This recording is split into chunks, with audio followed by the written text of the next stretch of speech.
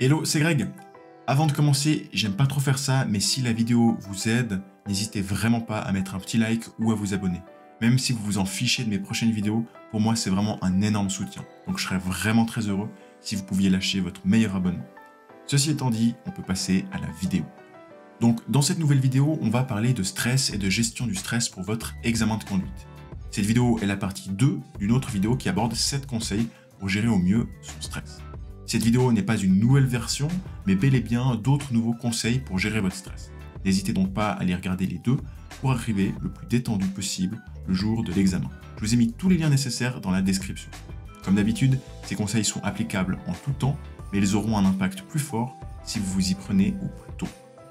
Premier conseil, que je compléterai avec le second conseil, faites-vous confiance et soyez conscient de votre niveau. La meilleure façon d'être rassuré le jour de l'examen, c'est de se convaincre que vous avez le niveau. Et pour ça, il faut que vous soyez conscient que vous maîtrisez votre véhicule. Tout le monde n'est pas égal devant le stress, certains stressent devant un jury, d'autres sont totalement à l'aise. Pour se contrôler, dites-vous que si vous êtes là aujourd'hui, le jour de l'examen, c'est qu'il y a une raison et que vous êtes prêt ou presque prêt. Répétez-vous ça dans la tête. Si demain, vous devez utiliser une tronçonneuse pour la première fois, je vous assure que vous ne serez pas à l'aise. En revanche, après 1, 2, 3, 4 utilisations, vous allez prendre confiance et vous serez détendu à l'idée d'en utiliser une. Et bien la conduite, c'est pareil. Si vous êtes conscient que vous avez bien conduit et que vous avez un niveau suffisant pour réussir le permis, vous aurez le bon état d'esprit pour mettre toutes les chances de votre côté. En revanche, comme je n'encourage personne à se présenter à l'examen en n'étant pas prêt, vous verrez que ces conseils ne s'appliquent qu'à ceux qui ont normalement un niveau suffisant. Si vous n'avez pas le niveau, mais que sur un malentendu, vous pensez que ça peut passer, les prochains conseils, cette fois-ci, pourront vous aider. Deuxième conseil, un peu dans la même veine que le premier conseil, c'est d'adopter une pensée positive, ou simplement positive. Si vous dramatisez l'examen et prévoyez de le rater, je peux vous assurer que ça ne va en aucun cas améliorer la situation. Même si vous n'êtes pas complètement prêt, cherchez le positif où vous pouvez. Pour positiver votre stress, il existe plusieurs solutions. Tout d'abord, reconnaître l'origine de votre stress est très important. Si vous savez d'où il provient, vous pourrez travailler de manière spécifique. Si vous stressez car vous n'avez pas le niveau, conduisez davantage. Si vous n'avez évidemment pas l'examen demain, bien entendu.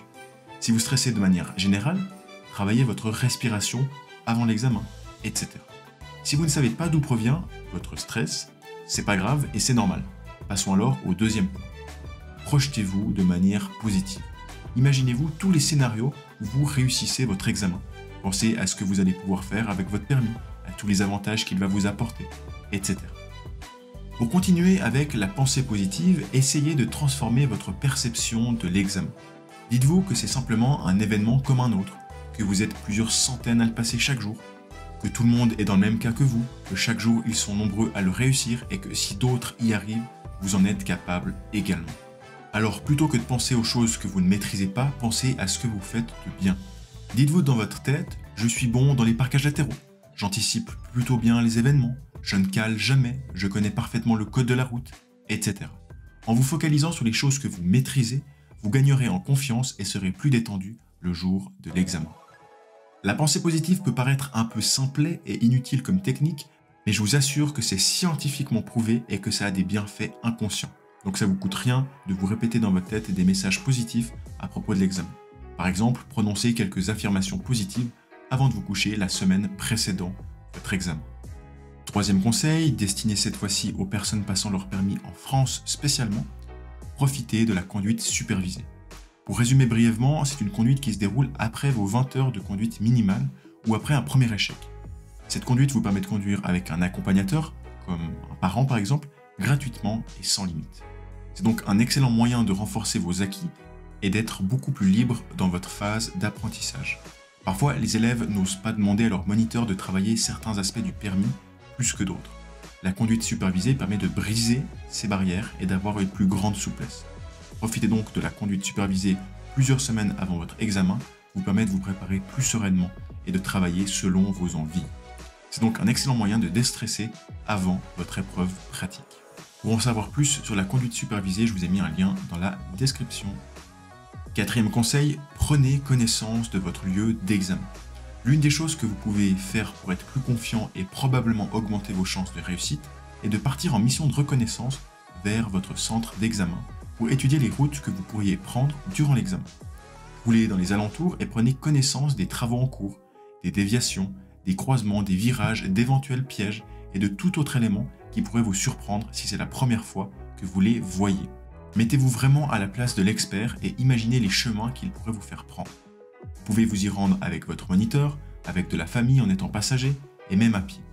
Et pour ne louper aucun détail, le plus tard vous le faites, et plus vous serez au courant des travaux et autres détails mis en place récemment. Maintenant, si votre centre d'examen est loin de chez vous et qu'il n'est pas possible d'aller prendre connaissance du terrain, vous pouvez également faire ces contrôles grâce à Google Maps, Google Street View, Google Earth ou toute autre carte satellite.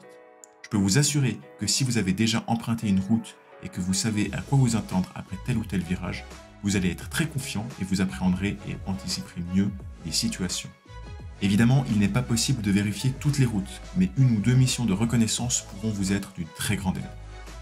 Demandez également à votre moniteur de rouler près de votre centre d'examen. Il connaît en général les routes d'examen. Vous pouvez aussi demander à vos amis s'ils ont passé leur permis dans la même région ou dans le même centre que vous et par quelle route ils sont passés. Finalement, faites bien attention de ne pas baisser votre garde durant l'épreuve. Savez-vous quel est le problème de rouler sur des routes habituelles? Beaucoup pensent qu'on roule plus vite parce qu'on connaît les routes, mais c'est faux. Le fait de connaître les routes nous fait simplement négliger l'ensemble des règles de la circulation. Vous allez respecter la priorité de droite car vous savez qu'elle existe, mais vous ralentirez moins. Et c'est dans ce genre de cas que les accidents se produisent. Alors même si vous avez une vague idée des routes que vous pourriez prendre le jour de l'examen, restez concentré malgré tout. Et 5e conseil, testez vos connaissances. Un simple exercice pour cela est de prendre la grille d'évaluation du permis et de se dire « je sais » à chaque critère. Vous pouvez aussi très bien simplement vous poser et réfléchir aux notions à maîtriser pour le permis et vous interroger sur vos compétences respectives. Tout cela vous permet de reparcourir toutes les notions du permis et de savoir si vous les maîtrisez ou non. Vous verrez que si vous avez conduit suffisamment, la liste des choses que vous maîtrisez est immense et surpasse de loin la liste des choses que vous maîtrisez un peu moins. Vous remarquerez peut-être que finalement vous êtes à l'aise sur tous les points. C'est un très bon exercice pour vous mettre en confiance et prendre conscience que vous savez plus de choses que vous ne le pensez. Voilà pour ces quelques conseils, j'espère que ça pourra vous aider à mieux appréhender votre examen. Finalement, si le stress est votre plus grand point faible et que vous commencez à désespérer, j'aimerais vous proposer une solution ultime qui pourrait vous aider une fois pour toutes. Il s'agit d'un programme proposé par un partenaire, Zenauto. Il s'agit d'une solution complète qui vous permettra de prendre confiance dans votre conduite et d'arriver détendu à l'examen. C'est un programme développé par un professionnel qui vous apportera toutes les clés pour être concentré et serein le jour J. Je vous ai mis toutes les informations dans la description et avec le code HelloPermis, vous avez une réduction spéciale. N'oubliez pas de lâcher un petit like et un abonnement si ça vous a plu. Voilà, on se retrouve prochainement pour une autre vidéo. C'était Greg. Allez, ciao.